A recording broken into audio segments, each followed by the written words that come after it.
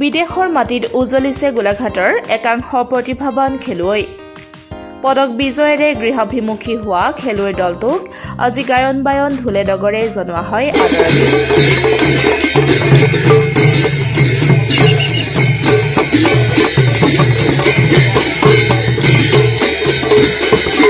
আনন্দৰ কথা যে নেপালৰ কাঠমাণ্ডুত অনুষ্ঠিত হোৱা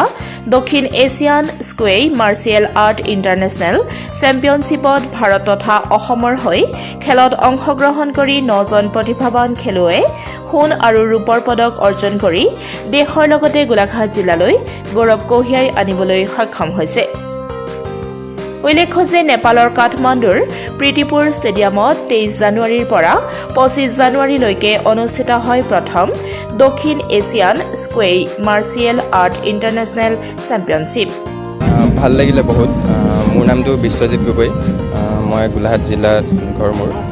মই নেপালত অনুষ্ঠিত হোৱা সাউথ এছিয়ান গেমছত ৰূপৰ পদক পাবলৈ সক্ষম হৈছোঁ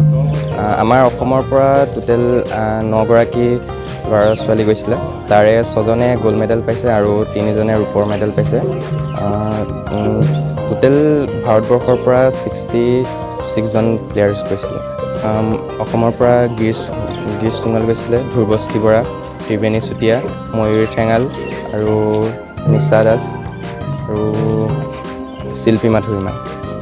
এই খেলত ভাৰত তথা অসমৰ হৈ প্ৰতিযোগিতাত কেইবাজনো প্ৰতিযোগীয়ে অংশগ্ৰহণ কৰিছিল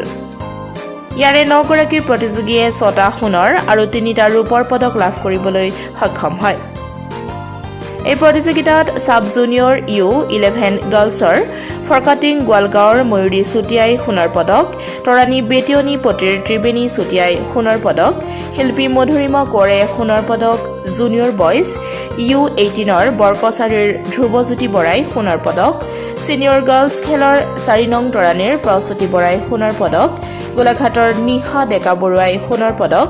চেঙাজনৰ মৰমী মুৰাহে ৰূপৰ পদক ছিনিয়ৰ বয়জৰ বিশ্বজিৎ গগৈ আৰু ফলঙনিৰ গিৰীশ শইকীয়াই ৰূপৰ পদক অৰ্জন কৰি ৰাজ্যৰ লগতে জিলাখনলৈ গৌৰৱ কঢ়িয়াই আনিছে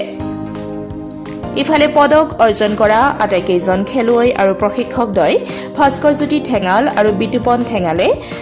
আজি পুৱা ফৰকাটিং জংচনত উপস্থিত হোৱাৰ লগে লগে ৰাইজে গায়ন বায়ন আৰু ঢোলে ডগৰে সকলোকে উষ্ম আদৰণি জনায়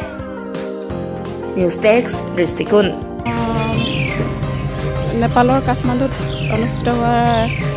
ইণ্টাৰনেশ্যনেল স্কুৱেৰ মাৰ্চিয়েল আৰ্ট খেলত মোৰ ছোৱালীয়ে সোণৰ পদক লাভ কৰিছে আৰু ভাল লাগিছে মাক হিচাপে যথেষ্টখিনি ভাল লাগিছে সুখ অনুভৱ কৰিছোঁ ভৱিষ্যতে যাতে এনেকৈ আগুৱাই যায় সকলোৰে আশীৰ্বাদ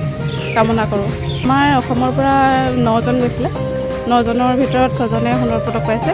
আৰু 3জনে চিলভাৰ পাইছে